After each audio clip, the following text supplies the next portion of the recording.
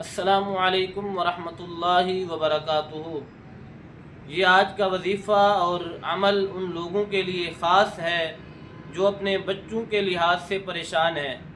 بعض اوقات بچوں کو نظر لگ جاتی ہے، نظر لگتی ہے بچوں کو، بڑوں کو بھی لگ جاتی ہے، تو اس لحاظ سے جو لوگ بہت پریشان ہیں ان لوگوں کے لیے یہ وظیفہ، یہ عمل بڑا ہی اہم اور خاص ہے۔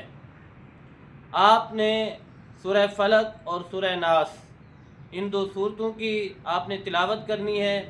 تلاوت کرنے کے بعد اپنے بچے کے اوپر دم کریں، جس بچے کو نظر لگی ہے، اگر بڑے کو نظر لگی ہے تو اس پر دم کریں۔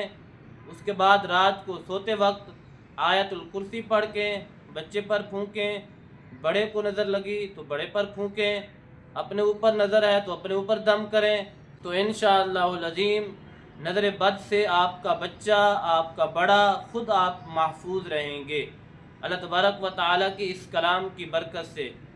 شرط یہ ہے کہ آپ نے نمازیں بھی پڑھنی ہے اور اس کے بعد اچھے کام بھی کرنے ہیں، گناہوں سے بچنا ہے۔